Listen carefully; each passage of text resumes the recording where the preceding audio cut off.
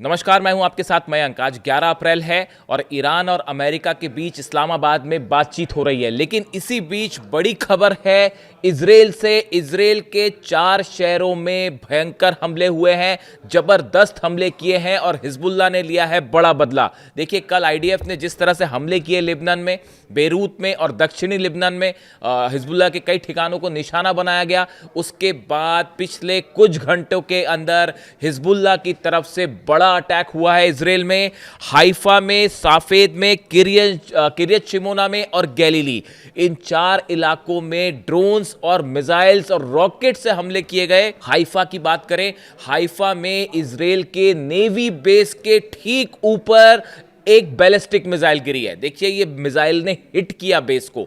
ये देखिए, बड़ी सारी मिसाइल्स ऐसी फायर हुई हैं, ड्रोन्स अटैक हुए हैं, रॉकेट अटैक हुए हैं, जिसको कई को इजराइल के डिफेंस सिस्टम ने रोका भी है। लेकिन मैं आपको उन जगहों के बारे में जानकारी दे रहा हूं जहां पर हिट हुई है मिसाइल। बताया जा रहा है हाइफा में इजराइल के नेवी बेस के ऊपर एक हाइपरसोनिक मिसाइल से अटैक हुआ, जिसने नेवी बेस को हिट किया है। यह हाइफा का हाल है। आप देखिए, साफेद से तस्वीरें सामने आई हैं। यहां पे कई जगह पर रॉकेट्स गिरे हैं और एक बिल्डिंग पर भी रॉकेट गिरने की तस्वीर आई है जिसमें आग लग जाती है। इसके अलावा किरियत शिमोना में भयंकर अटैक हुए हैं। किरियत शिमोना में कई जगह सड़कों पर, बीच में जो है वो गड्ढे हो गए हैं। आग की तस्वीरें आई हैं, कई गाड़ियां तबाह हुई हैं। जो 300 से 400 लोगों का कत्ल किया गया लेबनान में, उससे हिजबुल्लाह बेहद नाराज, बेहद गुस्से में और लगातार जो है हमले हो रहे हैं। इसी तरह गैलीली में भी जो है वो तबाही की खबरें आ रही हैं। गैलीली को भी निशाना बनाया गया है। यानी 4 जगह ऐसी हैं इजराइल की जहां लगातार पूरी रात हमले होते रहे। और इतना ही नहीं, सिर्फ हम इजराइल की बात ना करें, इसके अलावा देखिए जो खबरें हैं, 4 देशों से खबरें आई हैं। अगर हम पिछले कुछ घंटों की बात करें, 4 देशों से खबरें आई हैं। बहरीन में, देखिए बड़ी हैरान करने वाली बात है, बहरीन में भी धमाकों की खबरें आई हैं।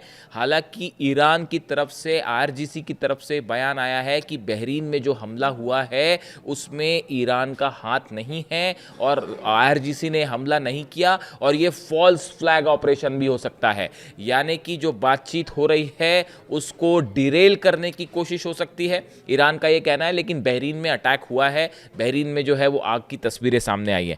इसके अलावा कुवैत में ड्रोन अटैक हुए हैं। कुवैत में अमेरिका का जो बेस है उसके पास ड्रोन अटैक की खबरें आई हैं। वहीं आप देखिए उत्तरी तेहरान में भी कई जगह धमाके हुए हैं। यानी भले सीज फायर हो, लेकिन ये धमाके वाला सिलसिला जो है लगातार जारी है और लेबनान पर हमले जारी ही हैं। यानी आप देखिए कई जगह जो है वो अब भी लगातार हमले जारी है और इस्लामाबाद में बातचीत हो रही है। यानी हालात ऐसे हैं कि किसी भी पल एक बड़ी जंग की शुरुआत हो सकती है। अब हम एक बार आते हैं बातचीत को लेकर। आपने तस्वीरें देखी, ईरान का डेलीगेशन जो है वो इस्लामाबाद पहुंचा। कालीबाफ और अब्बास अराक्ची साहब दोनों मौजूद थे। प्लेन से उतरने की तस्वीरें उनके सामने आई। सेरेना होटल में जो है वो बातचीत होगी। जेडी वैंस पहुंच चुके हैं, जेडी वैंस के साथ बातचीत होगी, उनका अपना डेलीगेशन साथ में है। लेकिन इस समय जो खबर आ रही है इस्लामाबाद से, जो अंदर की कुछ खबरें हैं, देखिए जंग की सूरत में अब किसी को, जहां तक जंग का सवाल तक, किसी के मन में अब ये डाउट नहीं है। पूरी दुनिया इस बात को अब मान चुकी है कि ईरान ने अमेरिका और इजराइल को, दोनों को झुका दिया। ये जंग के हालात है। जितने स्ट्रैटेजिक आप एम्स देख लीजिए, ईरान ने सब के सब पूरे किए और किसी भी उद्देश्य में अमेरिका जो है वो सफल नहीं हो पाया। वो आप सब जानते ही हैं, पूरे बेस तबाह है और जो है हॉर्मूज पर कब्जा है, सब कुछ है, ये आप जान रहे हो, पुरानी बात हो गई। अब देखिए इस बातचीत में भी अब विदेश नीति के स्तर पर भी ईरान की बहुत बड़ी जीत हुई है इस्लामाबाद में। अब आप पूछेंगे कैसे हुई है। ईरान ने बातचीत के लिए बड़ी साफ शर्त रख दी। पहली बात यह कहा कि ईरान की जितनी संपत्ति फ्रीज की गई है उसको रिलीज किया जाए। देखिए इस समय एक बड़ा उद्देश्य यह भी है कि ईरान में जो तबाही हुई है उसके बाद वहां पे लोग बड़ी मुश्किल हालात में हैं, उनको राहत मिलनी चाहिए। ईरान में तेजी से हालात सामान्य करने हैं, ये बड़ा एम है ईरान का। उस लिहाज से ईरान की जो संपत्ति है, एसेट्स हैं जो कि फ्रीज किए हुए हैं, उनको डिफ्रीज किया जाए, उसको रिलीज किया जाए। इस चीज के लिए अमेरिका तैयार हो गया है। अमेरिका ने ये शर्त मान ली है। ये खबर अभी अभी आई है। देखिए, आज मैं वीडियो सुबह जल्दी अपलोड करता हूँ, आज थोड़ा लेट किया मैंने, क्योंकि मैं इंतजार कर रहा था पुख्ता जानकारी आपके पास आए फिर आगे बढ़ा जाए।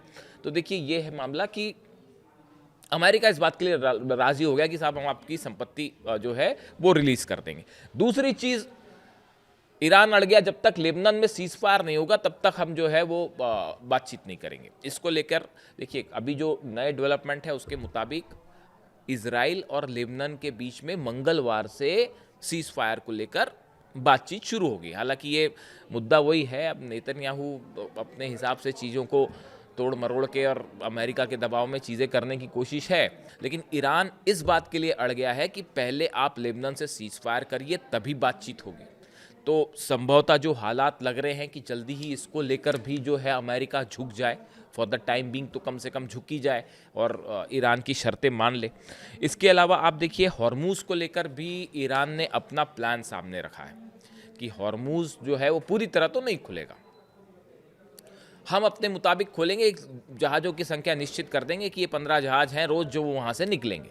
यानी हॉर्मूज को लेकर भी ईरान ने अपनी शर्तें रख दी। ऐसी जो प्रमुख 3-4 शर्तें हैं जो कि इस बातचीत को शुरू करने के लिए, ये डील की शर्तें नहीं है, आप समझिए इस बात को। वो शर्तें अलग हैं कि जो है यूरेनियम एनरिचमेंट का क्या होगा, 450 केजी जो यूरेनियम है उसका क्या होगा, न्यूक्लियर प्रोग्राम का क्या होगा, वो सब बातें अलग है। ये बातचीत शुरू करने की शर्तें थी, ईरान ने रखी थी कि भाई अमेरिकी सेना को पहले पीछे करिए आप, ये भी एक हिस्सा था। तो ये जो शर्तें हैं, ये इन पर जो है अमेरिका लगभग राजी दिख रहा है, जैसा ईरान की मीडिया से खबरें। ये ईरान की विदेश नीति की जबरदस्त कूटनीतिक जीत है, इसको मानना पड़ेगा आपको। देखिए, कूटनीति की जीत हर हालात के मुताबिक जीत और हार तय होती है। कोई ऐसी चीज नहीं है कि ये चीज जीत तय हो गई तो डील सफल हो जाने वाली है। मेरी व्यक्तिगत राय है, डील तो कभी सक्सेसफुल हो ही नहीं सकती, सवाल ही नहीं है डील सक्सेसफुल। ये तो बातचीत शुरू करने के लिए जो शर्तें थी वो मान गया अमेरिका, ऐसा अभी लग रहा है। अब देखिए, उसमें एंड टाइम पे कुछ परिवर्तन हो जाए तो एक अलग बात है, लेकिन फिलहाल ये ईरान की कूटनीति की जबरदस्त जीत है, इसमें कोई शक नहीं। अब देखिए, मामला ये है कि इस जो टॉक्स है सेरेना होटल्स में जो टॉक्स होगी, इसमें सऊदी और चाइना भी अप्रत्यक्ष रूप से शामिल होंगे। इस तरह की खबरें हैं कि सऊदी का एक डेलीगेशन और चाइना का एक डेलीगेशन भी इस्लामाबाद पहुंच चुका है। भले इसके बारे में साफ साफ जानकारी ना आए, लेकिन चीज़ें आई जाती हैं पता। ये भी जो है एक टॉक्स में सीधा शामिल ना हो, लेकिन परोक्ष रूप से इसमें शामिल हो सकता है, पीछे से शामिल हो सकता है। यानी देखिए, हो क्या रहा है असल में, इस टॉक्स में चाहे जितने पक्ष शामिल हों, चाहे सऊदी हो, चाहे चाइना हो, चाहे अमेरिका हो, ईरान हो, हर पक्ष की ये कोशिश है कि वो अपने इंटरेस्ट के मुताबिक इस डील को आगे बढ़ाए। अब इसमें हकीकत ये है, मामला कहाँ फंसा हुआ है, मामला यहाँ फंसा हुआ है हॉर्मूज को लेकर। देखिए, जब तक ईरान के हाथ में हॉर्मूज है तब तक ईरान का अपर हैंड है, इस बात को साफ समझिए, और इसीलिए ईरान जल्दी हॉर्मूज को खोलेगा भी नहीं। अमेरिका के आप बयान देखिए, डोनाल्ड ट्रंप का ये कहना कि उनका जो बयान आया आपने सुना होगा कि ईरानी इसलिए जिंदा हैं ताकि वो बातचीत कर सके, वो डील कर सके, मेरी नज़र में निहायती शर्मनाक बयान है। ये बयान अभी भी ये बताता है कि अभी भी अमेरिका के राष्ट्रपति ये बात नहीं समझ पाए कि ईरान को डरा धमका कर तो आप नहीं झुका सकते, और ये बात जब तक अमेरिका नहीं समझेगा तब तक किसी तरह की डील नहीं हो सकती। हर कदम पे झूठ, हर कदम पर धोखा। कैसे लोग हैं, मुझे जो शर्म आती है। धमकी दे रहे ईरान को कि ईरानी इसलिए जिंदा है क्योंकि वो डील कर सके, ये अमेरिका के राष्ट्रपति कह रहे हैं। क्या कहा जाए। देखिए, ईरान में अली खामेनी साहब जो है सुप्रीम लीडर, उनका विजन एकदम साफ था। वो सब समझते थे किसकी क्या नियत है, कोई डील विल नहीं होने वाली। हर शख्स का मकसद यहां सिर्फ यही दिख रहा है कि कैसे ईरान से को फंसा के फायदा निकाला जाए, बस यही हकीकत है साहब। कोई एक भी पक्ष ऐसा नहीं है इस डील में जिस पर ईरान भरोसा कर सके। बताइए किस पे भरोसा कर सके? अमेरिका पे, जो 165 बच्चों पर हमला करके उनकी जान लेता है। सिर्फ तेल चाहिए इनको। हॉर्मुज में ट्रंप फंस गए हैं और गर्दन पकड़ ली है ईरान ने। बस हकीकत इतनी है। और जब तक ईरान के हाथ में हॉर्मुज है, दुनिया का कोई माइका लाल जो है वो ईरान को हरा नहीं सकता। ये भी हकीकत है। ये हर स्ट्रैटेजिक एक्सपर्ट इस बात को समझता है। और ये जो डील वील बातें हैं ना, आप समझिए इस बात को। इसीलिए अली खामेनी साहब कहते थे अमेरिका से बातचीत करने का कोई मतलब ही नहीं है।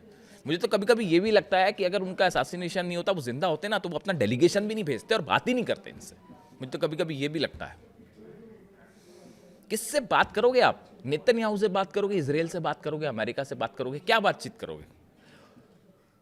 तो खैर, अब हालात ये है कि बातचीत होनी है तो ये 4-5 शर्तें जो सामने रखी थी ईरान ने, वो फिलहाल ऐसा लगता है कि उसको लेकर बातचीत आगे बढ़ेगी। लेकिन अब सवाल ये है कि इस बातचीत में होगा क्या? ये जो बड़े मुद्दे हैं, uranium 450 kilo, nuclear programme, missile programme, ये सब चीज़ें ऐसी हैं जो एक दौर में, एक बातचीत में हल नहीं हो सकती। यानी संभावना ये है कि अगर बातचीत होती है तो ये फिर कई दौर की बातचीत होगी, जैसे पिछली बार 6 दौर की बातचीत हुई और बीच में हमला हो गया। तो ये कई दौर की बातचीत हो सकती है। हो सकता है कि पहली बार में खत्म हो जाए बातचीत, मना ही कर दे वो, लेकिन कई दौर की बातचीत हो सकती है। लेकिन इसके बीच में एक कॉमन मिनिमम प्रोग्राम जो है वो सामने आ सकता है कि हॉर्मुज से ऐसे जहाज निकले जाएं, या जो है वो फिलहाल अमेरिकी सेना पीछे हटे, इस तरह की मतलब हमले ना करे। इस तरह का एक बेसिक एजेंडा तय हो सकता है, जिस पे आज जो है वो किसी तरह की मुहर लग सकती है। इस तरह की खबरें हैं। लेकिन समझौते की तरफ वो अभी कहीं दूर दूर तक सीन में नहीं है। और इस बीच जो ये खबरें हैं अलग अलग, जो 4-5 शहरों में, 4-5 देशों में जो धमाके की अगर अलग अलग खबरें हैं, और लगातार लेबनान पे भी हमले जारी हैं, और उधर हिजबुल्ला जो है वो इजराइल पे हमले कर रहा है।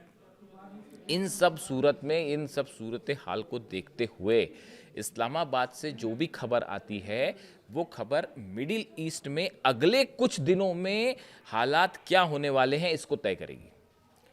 डोनाल्ड ट्रंप का ये कहना कि हमारे जहाज तैयार हैं, उसमें हम और आधुनिक सबसे हथियार तैनात हैं, और हम पिछले बार से भी बड़ा हमला करेंगे अगर डील नहीं हुई तो। यही बात अली खामेनी साहब कहते थे कि ये बातचीत करने के पहले ये तय कर देते हैं कि इसका अंत क्या होगा, इसका निर्णय क्या चाहिए। इसीलिए इनसे बातचीत करने का मतलब नहीं है कि वो पहले से ही तय कर देते हैं कि बातचीत भी करो और ऐसी बातचीत करना और यही निर्णय होना चाहिए, वरना हमला कर देंगे। तो ईरान ने कहा हाँ करना है जो कर लो, चलो। उसके लिए मुस्तफा खामेनी ने आदेश दे दिया है वहाँ पे, और पूरी सेना एक जो है तैयार है, और तेजी से मिसाइल प्रोग्राम फिर आगे बढ़ रहा है। ये जितने लॉन्च पैड्स खत्म हुए थे ना हमले में, वो पूरे 24/7 घंटे जो है वो काम चल रहा है ईरान में, और तेजी के साथ लॉन्च पैड्स फिर से तैयार किए जा रहे हैं, और बड़ी जंग के लिए ईरान तैयार है। यानी जंग के लेवल पर ईरान की जीत हुई है, और विदेश नीति के लेवल पर भी जबरदस्त जीत हासिल करी है ईरान ने। और देखिए कितने सारे देश आज बातचीत करने के लिए जो है वो झुके पड़े, including president of United states.